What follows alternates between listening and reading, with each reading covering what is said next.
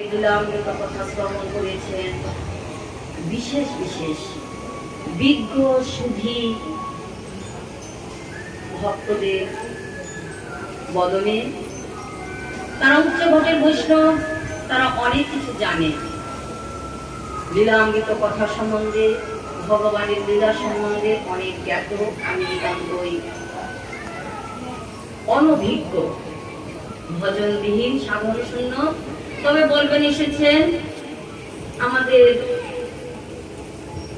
সেই জ্যেষ্ঠ গুরুবর্গগণ আদেশ করলে আমাদের সে পালন করতে হয়। আমি শুধু আদেশ পালন করার পরিকল্পনা এখানে বসেছি। আমি আপনাদেরকে সেই জগন্নাথের লীলামৃত কথা শ্রবণ করিয়ে বা গৌরাঙ্গ মহাপ্রভুর লীলামৃত কথা শ্রবণ করিয়ে আপনাদেরকে আনন্দ দান করতে পারবো এমন যোগ্যতা আমার নেই। হরি বল, হরে কৃষ্ণ। তা আজকে আমরা এই গুন্ডিচা মন্দিরে এসেছি। এই গুন্ডিচা মন্দির জগন্নাথ দেব প্রতি বছর আসেন একবার করে। কেন আসেন? আমার ভগবানের প্রত্যেকটা লীলা তার ভক্তদের কোনো বাসনা পূর্ণ করার জন্য। ভক্তরা অনেক সময় বাসনা করেন, সেই বাসনা পূর্ণার্থে আমার ভগবান লীলা করেন। এই গুন্ডিচা মন্দিরে এসেছেন কোন বাসনায়? সেই আপনারা জানেন ইন্দ্রদম্ন রাজা স্ত্রী গুন্ডিচা মাতাজি, তিনি বলেছিলেন, হে প্রভু, আমার প্রতিদেব আপনাকে কাছে যে কি বলে প্রার্থনা করেছেন যে আমাদের বংশের যেন কেউ না থাকে, তাহলে আমাদের কেউ রইল না, আমার উপায় কি? আমাকে কে মানে আর আমার গৌরাঙ্গ মহাপ্রভু লীলা করেছেন কোথায়? নদিয়াতে। কিভাবে করেছেন? ঔদার্য ভাবে। জগন্নাথপুরী ধাম এমন একটা জায়গা যেখানে গেলে আমরা তিন ভাবই দর্শন করতে পারি। বৃন্দাবন যেতে হবে আমাদের মাধুর্য ভাব দর্শন করার জন্য, সেই বৈকুণ্ঠে যেতে হবে ঐশ্বর্য ভাব দর্শন করার জন্য, নবদ্বীপে যেতে হবে সে ঔদার্য ভাব দর্শন করার জন্য। কিন্তু জগন্নাথপুরী ধাম এমন একটি ধাম যেখানে গেলে আমরা সেই তিন ভাবই আস্বাদন করতে পারি। সেখানে আমার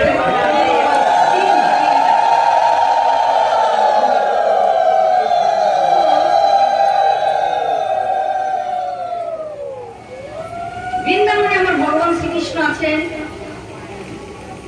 বৃন্দাবন ধাম ভগবান শ্রীকৃষ্ণের ধাম, অযোধ্যা ধাম শ্রী রামচন্দ্রের ধাম। এমন ভাবে কিন্তু এই যে জগন্নাথপুরী ধাম, সে জগন্নাথপুরী ধামকে কি ধাম বলা হয়? পুরুষোত্তম ধাম। পুরুষোত্তম তার নাম গো না, আমার ভগবান শ্রীকৃষ্ণের এক নাম হচ্ছে পুরুষোত্তম। তাই নিজের নামের সঙ্গে সেই স্থানের নাম হয়েছে পুরুষোত্তম ধাম। সেই পুরুষোত্তম ধামে আমার ভগবান শ্রীকৃষ্ণের এত প্রিয়, সেখানে তিনি দুই ভাবে লীলা করছেন। ভগবান শ্রীকৃষ্ণ পুরুষোত্তমে দুই ভাবে লীলা করছেন। তাই একটি ভাব হচ্ছে রাধা কৃষ্ণের মিলিত তনু বহু সুন্দর, আর একটি ভাব হয়েছে রাধা রানীর বিরহে যে রূপ, তা হচ্ছে আমার এই জগন্নাথ দেবের। সেটা কেমন? এই যে আমি প্রথমেই বললাম যে আমার ভগবানের প্রত্যেকটা লীলা ভক্তর বাসনা পূর্ণার্থে। যে আমাদের এই জগন্নাথ লীলামৃতের অনেক জায়গায় দেবর্ষী নারদ আমাদেরকে কৃপা করেছে। এই জগন্নাথ দেব যে প্রকট হয়েছেন এই লীলায়, সেটা দেবর্ষী নারদের হঠাৎ করে যাচ্ছেন, তিনি দেখতে পেলেন সেই রূপের কথা। বললেন, প্রভু, দেবর্ষী নারদকে দেখে তাড়াতাড়ি তিনি রূপ সম্বরণ করে তার পূর্বের রূপ ধারণ করলেন। কিন্তু দেবর্ষী বললেন, প্রভু, আমি দর্শন করেছি আপনার ওই রূপ, আপনি যদি কৃপা করে এই জগৎবাসীকে এই রূপে দর্শন দেন, তাহলে জগৎবাসী ধন্য হবে। কারণ জগন্নাথ দেবের এই রূপ অত্যন্ত কৃপাল। কারণ বলা হয়েছে, রথেতে বামনং দশটা পুনর্জন্ম ন বিদ্যতে। রথিতে যদি কি ওই জগন্নাথের রূপ দর্শন করে, তাহলে তারা পুনর্জন্ম হয় না, আর তার পৃথিবীতে আসতে হয় না। তাই আমার ভগবান কি করেছেন? এই গৌরাঙ্গ মহাপ্রভু কি করেছেন? তিনি হচ্ছেন দয়ালু, কৃপালু। সত্যতে ধ্যান, কেতায় যজ্ঞ, দাপরে অর্জন, আর কলিহত জীবের জন্য মন্দ ভাগ্য, স্বল্প আয়ু, অত্যন্ত অল্প আয়ু, আমার প্রভু কৃপা করে আমাদের বলছেন তোমাদের কিছুই করতে হবে না, তোমরা শুধু হরি নাম করো। আর বৃহৎ নারদীয় প্রাণেও বলে হচ্ছেন হরে নাম হইব, হরে নাম হইব, হরে নাম হইব কে বরং করো নাস্তব্য নাস্তব্য নাস্তব্য গতির অন্যথা। মহাপ্রভু বলেছেন তোমাদের জন্য নিয়ে এসেছি কি, ওরে এনেছি ঔষধি মায়া নাশিবার লাগি, হরি নাম মহামন্ত্র লও তুমি মাগি। তোমাদের জন্য মহৌষধি এনেছি। আমরা এই কলিহত জীব, এই বিষয়াকৃষ্ট জীব ভব রোগে আক্রান্ত। জাগতিক জগতে আমাদের সাধারণ রোগ হলে আমরা ডাক্তারের কাছে যাই না। মহাপ্রভু বলেছেন তোমাদের জন্য ঔষধ এনেছি, শুধু ঔষধ নয় মহা ঔষধ এনেছি। কি মহা ঔষধ? হরে কৃষ্ণ কৃষ্ণ কৃষ্ণ হরে হরে, হরে রাম রাম রাম হরে হরে। এই মহা ঔষধ এনেছি তোমাদের জন্য, তাই তোমরা কৃপা করে মেঘে মেঘে নাও এই মহা ঔষধ। কিন্তু আমাদের এই মহাপ্রভু যে কৃপালু দয়ালু, তার চাইতেও অধিক কৃপালু হচ্ছেন আমার এই জগন্নাথ দেব। সেটা কেন? মহাপ্রভু নাম দিয়েছেন উমা। ওই নাম করতে হলে দেখবেন আমরা এই যে অষ্টকালীন এত অষ্টপ্রহর হচ্ছে, নাম যজ্ঞ যাকে বলা হয়, অষ্টপ্রহরে গিয়ে কি করি আমরা? নামের প্রতি রুচি হয় না, নাম শুনছে সেই দল, কেউ বসে বাদাম খাচ্ছি, কেউ কথা বলছি, কেউ গল্প করছি, কেউ ঘুমিয়ে যাচ্ছে। যাবো না এত দূর। গুরু মহারাজের কাছ থেকে জপ মালা নিয়েছি না আমরা। জপ মালা হাতে নিয়ে 4 মালা 6 মালা, আর কারোর কথা বলছি না, আমার নিজের কথা বলছি। 4 মালা 6 মালা হতে পারে না, ঝিমুন আসে। তাহলে নামে রুচি নেই, সে নামটা আস্বাদন করতে পারতেছি না, নামের কি স্বাদ। তাই আমার মহাপ্রভু সেই জগন্নাথ দেব বললেন, হে কলিহত জীব, তোমরা তো এই মহাপ্রভু কৃপালু, তিনি যে দয়া করে নাম দিয়েছেন, সে নামটাও তো সঠিকভাবে আস্বাদন করতে পারো না। তবে তোমাদের জন্য আরো সহজ কিছু আমি দিতে এসেছি। সেটা কি? মহাপ্রসাদ। আমরা যখন প্রসাদ পেতে বসি তখন কিন্তু তো আর কথা বলি না গো, ওই প্রসাদের কথাই থাকে। কে রান্না করেছে, আইটেমটা ভালোই হয়েছে, আমরা কিন্তু তখন আর ওই প্রসাদ ব্যতীত বাদাম নিয়ে বসি না, প্রসাদ ব্যতীত অন্য কোনো কথাই যাই না, প্রসাদের ভিতরেই থাকি। তাই মহাপ্রভু কৃপা করে আমাদের জন্য প্রসাদ নিয়ে এসেছে জগন্নাথ দেব, আমাদের প্রসাদ নিয়ে এসেছে। প্রত্যেক মন্দিরে প্রসাদে আমরা ভোগ হলে করে ভগবানের যেটা পাই সেটা হলো কি? প্রসাদ। কিন্তু পুরী ধামে জগন্নাথ দেবকে সেবা দেওয়ার পর যে প্রসাদ পাই সেটাকে বলা হয় মহাপ্রসাদ। কারণ কি? এখানেও ভক্তের অবদান। এই যে আমরা প্রসাদ পাবো, এখানে রাজা ইন্দ্রদম্ন রাজাদের 3টা বর চেয়েছিলেন, তার একটি বর, হে প্রভু আপনার যেন হাতের জল না শুকায়। 3টি বর চেয়েছিলেন, তার মধ্যে একটি বর ছিল এটা কি? আপনার ভোগ নিবেদন হবে, আপনার প্রসাদ গ্রহণ করবেন, আত্মন করার সঙ্গে সঙ্গে আবার আপনার জন্য ভোগ চলে আসবে এবং আপনাকে ভোগ নিবেদন করবে, আপনি আবার প্রসাদ পাবেন। এই প্রসাদগুলো কি হবে? এই মহাপ্রসাদগুলো বিশ্বের জগৎ জীব সেই প্রসাদ আস্বাদন করে কৃপা লাভ করবে। কিন্তু এই যে পেলাম আমরা সেই ইন্দ্রদম্ন রাজার কৃপায় প্রসাদ, প্রতিবার ভোগ হচ্ছে, বারবার ভোগ হচ্ছে জগন্নাথ দেবের পুরীতে, 56 বার ভোগ হচ্ছে। আবার আর কার কৃপায় পেলাম? দেবর্ষি নারদ। দেবর্ষি নারদ যদি লক্ষ্মীদেবীর কাছ থেকে মহাপ্রসাদ কৃপা করে না আনতেন, সে মহাপ্রসাদের স্বাদ আস্বাদন না করতেন, তাহলে আমরা এই মহাপ্রসাদ পেতাম না। দেবর্ষি নারদ মহাপ্রসাদ আস্বাদন করে তিনি কৈলাসে গিয়ে হরিনাম করতে করতে দেখেন নামের কি মহিমা, প্রসাদের কি মহিমা। এখানে যারা বসে শুদ্ধ ভক্তগণ বসেন, তারা সেই প্রসাদ গ্রহণ করেন আর ওই প্রসাদ আস্বাদন করে হরিনাম করেন। সেই জন্য তাদের বদলে হরিনাম কৃষ্ণ কথা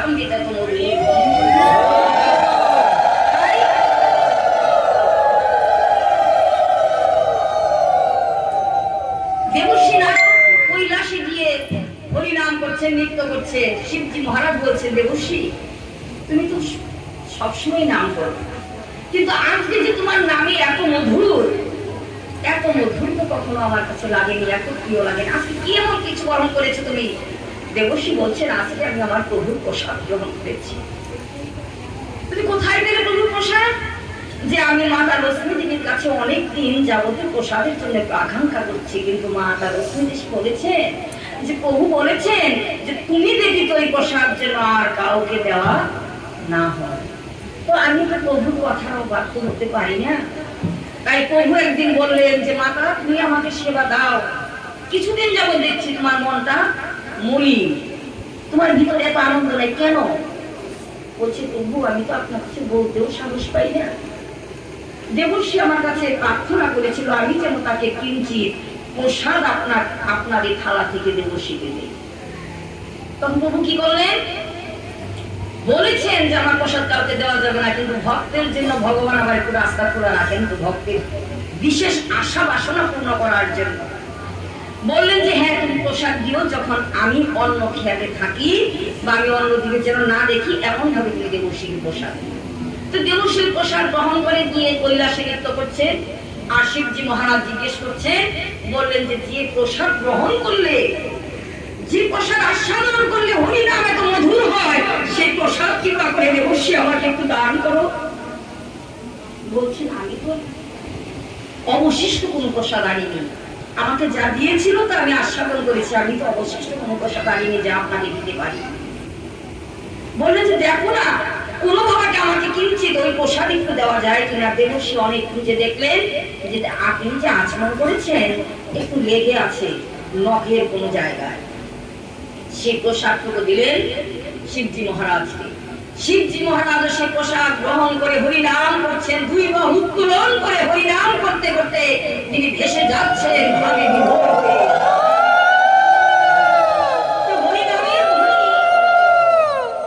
এতটাই মধুময় ছিল, প্রেমময় ছিল। অন্দরমহল থেকে ছুটে এসেছেন মাতা পার্বতী। মাতা পার্বতী বলছেন যে আজকে তোমরা দুজন মিলে এত হরিনাম করছো, কি হয়েছে তোমাদের বলো না? যে আমরা প্রসাদ গ্রহণ করছি। মাতা বলছেন দাও আমাকে দাও। বলছে না আমি তো প্রসাদ। বললেন পুরো ঘটনাটা, সময় কম যেহেতু আমি এত বিস্তারিত যাচ্ছি না। তিনি পুরো ঘটনা বললেন। এবার মাতা পার্বতী মনে ব্যথা যে আমি প্রসাদ দিলাম না। তিনি সেই জগন্নাথ দেবের কাছে যেভাবে ভজন করলে জগন্নাথ দেবের কৃপা লাভ করা যায়, জগন্নাথ দেবের কাছে গিয়ে পৌঁছালেন। ভজন করে বললেন যে প্রভু, বললেন যে মাতা তুমি বলো কেন এত তপস্যা করছো আমার? বলছে প্রভু আমার একটু বাসনা, আপনার এই প্রসাদ আমি আস্বাদন করতে চাই। ঠিক আছে তুমি প্রসাদ আস্বাদন করবে, তাহলে আমার মন্দিরের পাশে তোমার মন্দির থাকবে, আমার মন্দিরে যখন ভোগ নিবেদন হবে সেই প্রসাদটা তোমার মন্দিরে যাবে। বলছেন না প্রভু আমি এতে রাজি নই, এতে আমি সন্তুষ্ট নই, কারণ আমাকে সকলেই মাতা বলে সম্বোধন করে। তাই বলে না মাতা পার্বতী সবাই আমাকে মাতা বলে সম্বোধন করে, তার মানে বিশ্বের সকলেই আমার সন্তান। কোন মাতা তার সন্তানকে ব্যতীত তো কিছু গ্রহণ করতে পারে না। প্রভু আমার বাসনা শুধু আমি নয়, বিশ্ববাসী যেন সকলে তোমার এই প্রসাদ গ্রহণ করে নিজেকে ধন্য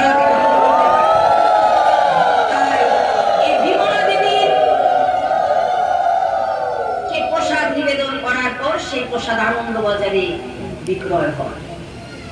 তো সকল মন্দিরে প্রসাদকে বলা হয় প্রসাদ, কিন্তু জগন্নাথ দেবের মন্দিরে প্রসাদকে বলা হয় কি মহাপ্রসাদ। সেই মহাপ্রসাদ আস্বাদন করে, মহাপ্রসাদের এমন গুণ, মহাপ্রসাদের এমন কৃপা, সেই সম্বন্ধে আমি একটু বলতে চাই। তোমার সময় কতটুকু? সবাই তো 10 মিনিট। হরে কৃষ্ণ। তো সকলে কৃষ্ণ নামে রুচি থাকা ভালো, আকাঙ্ক্ষা থাকা ভালো। আমি একটু বলবো মহাপ্রসাদের গুণ, সে সম্বন্ধে আমি একটু বলবো। এক ভক্ত তিনি গৌরনীতায় জগন্নাথের সেবা দেন, ব্রহ্মচারী। তিনি নিজে একটা গৃহ তৈরি করে জগন্নাথের সেবা দেন, সেখানে আর কেউ নেই। কি করে সেবা দেন? তিনি বাড়ি বাড়ি থেকে মুষ্টি ভিক্ষা গ্রহণ করেন, জগন্নাথ দেবের জন্য এনে রান্না করে জগন্নাথের ভোগ দেন। একদিন তার গৃহে তার গুরু মহারাজ এসেছেন। গুরু মহারাজ এসেছেন, তাহলে একটু বেশি করতে হবে, গুরু মহারাজকে সেবা দেবেন, নিজে প্রসাদ পাবেন। এই গুরু তিনি অর্চন করে বলছেন, গুরু মহারাজ কি বলছেন প্রভু, তাহলে আমি একটু নগরে যাই, এসে আপনাকে রান্না করে জগন্নাথকে ভোগ দিয়ে আপনাকে প্রসাদ দিব। বলছি বাবা আপনি বেশি দেরি করুন না, বাবা একটু তো দেরি হবে, কারণ গাড়ি যেতে হয়, সবাই তো প্রস্তুত হয়ে থাকে না যে গেলেই দিবে। কেন বাবা, ওই যে তোমার বাড়ি থেকে দেখা যাচ্ছে 3 টাকা দালানটা, তুমি ওই বাড়িতে যাও, এক বাড়ি থেকে তো যা দিবে তাতেই হয়ে যাবে। বলছেন বাবা কি বলবো, ওই বাড়িতে আমি অনেকবার গিয়েছি, কিন্তু ওই বাড়ি থেকে কিছুই দেয় না, আরো অনেক কিছু বলে, ওই বাড়িতে যাবো না। বাবা আজকে যাও, আমি বলেছি, কিন্তু আমাদের কি গুরু মুখপদ্ম বাক্য, গুরুদেব বলেছেন যেতে হবে, কিন্তু যা দেয় তুমি তা নিয়ে এসো। কি করলেন, গিয়ে দেখছেন এক মাতাজি একটা নতুন বস্ত্র নিয়েছেন, সেটা দিয়ে তিনি ঘরের সামনে, মাটি ঘর না লেপতে হয়, ওই লেপা পোষা করতেছে। যখন গেছেন তিনি রাগান্বিত, তুমি আজকেও এসছো, তোমাকে প্রতিদিন আসো, তোমাকে বলি যে তো আমরা ভিক্ষা দিব না, তুমি আইসো না, প্রতিদিনই আসো, তোমাকে মানে যার যে জায়গায় যে আছে তার মুখের ভাষাটা কিন্তু বাবা তাই হয়, তার জায়গাতে সেই ভাষায় তিনি সেই ভক্তকে বলছেন। বলে শুধু ক্ষান্ত না, হাত দিয়ে যে লেপতেছিলেন ওই মুড়িটা ঢেল দিয়ে দিছে, তিনি সেটা নিয়ে এসে গুরুদেব বলছেন যা দেয় নিয়ে এসো। নিয়ে এসেছেন, নিয়ে এসে আর 2 বাড়ি ঘুরে, 4-4টা লাগবে, গুরুদেবকে সেবা দিতে হবে, জগন্নাথের ভোগ দিতে হবে, প্রসাদ দিতে হবে গুরুদেবকে, আর 2 বাড়ি ঘুরে এসেছে। মনটা অত্যন্ত ব্যথিত, না করলাম, গুরু মহারাজ তাও পাঠালো, ঠিক আছে। গুরুদেব বলছে বাবা কিছু দিয়েছে আজকে? হ্যাঁ, আমি তো বললাম বাবা ওরা কিচ্ছু দেয় না। কেন কিছু দেয়? দিয়েছে, যে দেখেন গুরুদেব। ঠিক আছে বাবা তুমি যাও, ওটা তাড়াতাড়ি করে ধৌত করে ওটা শুকাতে, ওইটা শুকিয়ে প্রতিদিন তুমি তোমার ভগবানের ঘরটা ওই মুড়ি দিয়ে লেপন করবে, তার যে বিষয়ীর ওই বস্ত্র যদি তুমি ভগবানের কাজে লাগাও, ওই বিষয়ীর আস্তে আস্তে ভগবানের দিকে মন হয়। কিন্তু বিষয়ী ভগবানের সেবায় কিছু দিতে চায় না, তাই ওই কাপড়টা দিয়ে তুমি ভগবানের ঘরটা প্রতিদিন লেপন করবে। তাই করলেন গুরু মহারাজ। বলছেন পরদিন আবার বলছেন বাবা যাও, আজকেও যাও। আবার গুরুদেবের কথায় গেলেন, গেলে পরে কি করলেন, চাল ঝেড়ে সামনে কি বের হয়, খুদ বের হয় না, একবার চাল ঝাড়তেছেন বসে, একবার বিরক্ত করে ফেললো প্রতিদিন, এই যে না করি তারপরে ছাড়ে না, রাগ করে এক মুখ খুঁতেই নেয়, তার ঝুড়ির মধ্যে দিয়ে দিল। ওই খুঁতটাই নিয়ে এসেছেন, ঘুরে ঘুরে অন্ন জোগাড় করে জগন্নাথ দেবের সেবার যখন ভক্তরা কি করে, যারা মুষ্টি ভিক্ষা করে, যতটুক না হলে না হয় ততক্ষণই থাকে। তো যাই হোক নিয়ে এসে জগন্নাথের ভোগ দিবেন। গুরু মহারাজ বলেছেন যে বাবা আজকে কিছু দিয়েছেন? হ্যাঁ বাবা আজকে খুব দিয়েছে। বাবা তুমি এক কাজ করো, আজকে যে রান্না করবে, রান্না করে একটু প্রসাদ ওই বাড়িতে তুমি বিকালে নিয়ে যাবে। তো তিনি রান্না করেছেন, জগন্নাথের ভোগ দিয়েছেন, গুরু মহারাজকে প্রসাদ দিয়ে সেবা দিয়েছেন। সেই গুরু মহারাজের অধরা অমৃত সহ প্রসাদ নিয়ে গিয়েছেন এই বাড়িতে বিকেল বেলা। আয় সন্ধ্যা মা মা তুমি আগে 1 বেলা করতে দিতে, এখন 2 বেলা শুরু করছো, এই যে বকি তুমি এখন 2 বেলা শুরু করেছ না। মা আমি আজকে ভিক্ষা করতে আসি না, তোমার জন্য একটু প্রসাদ নিয়ে এসেছি। তো যারা বাবা এর মধ্যে যুক্ত না, তারা প্রসাদ আবার কি দেখেছিলেন? প্রসাদ কি জিনিস, যে ভগবানকে ভোগ দিয়ে সেই ভোগটা অবশেষ তোমার জন্য নিয়ে এসে রাখো, রেখে যাবো, আমার সময় নেই তো ধরে রাখার জন্য। দরজার সামনে সেটা ঢেকে রেখেছে। তার পতিতে বাবা একটু ভক্তিশীল ছিলেন। সে পতিদেব সারাদিন পর বাড়িতে আসছেন সন্ধ্যার আগে, কি গো এই দরজার সামনে এটি কি? বলতেছেন আর বললো না, তোমার বলি না যে একটা লোক প্রতিদিন এসে বিরক্ত করে, সেই লোক আজকে যে খুদ দিয়ে দিছি ওইটা রান্না করে বলে ভোগ দিয়ে কিসের প্রসাদ নাকি কি বললো ওইটা নিয়ে আসছে, আমি বলছি না রেখে দাও। তিনি এসে কি করলেন, ঘরে ঢোকার আগে সেই প্রসাদটা উঁচু করে ঢেকে রেখেছে। উঁচু করে দেখছেন এত সুন্দর সেটা সুবাস বের হয়েছে। প্রসাদের একটা সুবাস আছে না, দেখবেন যে বাড়িতে ভোগ রান্না হয় আশেপাশে দিয়ে গেলে সে আস্বাদন পাওয়া যায়। কি পাওয়া যায়? সুবাস পাওয়া যায়। বলছে ও অনেক সুন্দর তো সুবাস বের হয়েছে। তিনি কি করলেন, হাত ধরতে করে এসে একটু প্রসাদ আস্বাদন করলেন। ওই বলছেন অনেক তো সুস্বাদু, আসো এই আসো না, দেখো প্রসাদ অনেক ভালো, তুমি একটু নাও। আমি একটু নেই। স্ত্রীকে ডেকে এনে তিনি সেই প্রসাদ একটু আস্বাদন করালেন। স্ত্রী আর ভালো মন্দ কিছু বলতেছেন না। পরদিন আবার গুরু মহারাজ পাঠালেন ভিক্ষার জন্য। এবার বলছেন স্ত্রীকে, আজকে আর খুব দিও না। পতি বলছে, আজকে যদি ওই লোকটা আসে, মনে হয় আসবো না। তুমি যে ঘর পার সঙ্গে পুষতো, মনে হয় আসবে না। তুমি যা বললো আমার কাছে, যদি আসে তাহলে আজকে খুদ না দিয়ে এক মুষ্টি চাল দিয়ে দিল। পরদিন চাল দিলে, সেই চাল নিয়ে গিয়ে গুরু মহারাজকে বললেন যে আজকে ওই বাড়ি থেকে চাল দিয়েছে। আমি সংক্ষেপ করছি। চাল দিয়েছে। গুরু মহারাজ বললেন, আজকে তুমি ওই চাল দিয়ে ওই চাল আর রান্না করো না, আমি তোমাকে টাকা দিচ্ছি, ওই টাকা দিয়ে তুমি সুগন্ধি চাল কিনে আনো। সেই সুগন্ধি চাল রান্না করে সেই মহাপ্রসাদ নিয়ে তুমি তাকে দিবে। তখন সেই প্রসাদ দিল। সেই প্রসাদ পেয়ে কয়, ওই মোটা মোটা চাল দিছি, তারই এত সুন্দর রান্না করে ভগবানকে দিলে সেটা এত সুন্দর সুবাস বের হয়। তাহলে আমি যদি সুবাসযুক্ত চাল দিতাম তাহলে না যেন কি হতো। তার ভিতরে ওই প্রসাদ আস্বাদন করে বলছেন, আমি তো দিলাম মোটা মোটা চাল, সেটা দিয়ে ভোগ দিয়েছেন, এত সুস্বাদু সে প্রসাদ। আর যদি আমি সুগন্ধি চাল দিতাম তাহলে তো সেই প্রসাদ না যেন কত আরো আস্বাদের সুস্বাদু হতো। পরদিন গেলে স্বামী বললেন, আজকে না আমি ওই লোকটাকে দেওয়ার জন্য 2 কিলো সেই কালো জিরা চাল সুগন্ধি চাল এনেছি, তুমি আর এক মুষ্টি টুষ্টি দিও না। দিয়ে দিয়ে উনি বলবো, না বাড়িতে দুধে বাসলে ওনাকে বলে দিও যে আমাদের একটুখানি প্রসাদ আনতে হবে না, আমরা যাই এই তোমার বাড়িতে প্রসাদ পাই আসুনি, আর তোমার গুরুদেব সেবা দিও জগন্নাথের ভোগের পর। কি করলেন? জগন্নাথের ভোগের পর প্রসাদ গুরু মহারাজ আস্বাদন করেছেন। তারা স্বামী স্ত্রী 2 জনে গেলেন। গিয়ে বলছেন, বাবা তোমার আর কষ্ট করে যেতে হবে না, তুমি যদি জানি কষ্ট করে তাহলে দেও, আমরা খেয়েই যাই। সেই প্রসাদ আস্বাদন করলেন। তারপরে গুরু মহারাজের চরণে পড়ে বলছেন, বাবা গো, উনি তো গিয়ে গিয়ে প্রতিদিন আমার গাছ থেকে চাল আনে, আমি যদি প্রতিদিন এই জগন্নাথের সেবার জন্য তার গৃহে নিয়ে যাই তাহলে কি কোনো আপত্তি আছে? বলছে, না তুমি দিয়ে যেও। দেখেন প্রসাদে মানুষের মনের মতো পরিবর্তন করে। আচ্ছা দিয়ে যেও। একদিন 2 দিন দিচ্ছে। বলছেন, বাবা তুমি ভগবানের মন্দিরটা করে রেখেছো জগন্নাথ দেবে, মন্দিরটা তো পর্ণ, হয়তো বৃষ্টি হলে জলও পড়ে, আমি যদি এই গৃহটা ভালো করে সুন্দর করে তৈরি করে দিই তাহলে কি তোমার কোনো দ্বিধা আছে? বলছে, না তুমি তো ভগবানের গৃহ করে দিবে। এমন ভাবে তারা ভক্তি জীবনে আসতে আসতে গুরু মহারাজের চরণে পড়ে গেলেন। হে গুরু মহারাজ,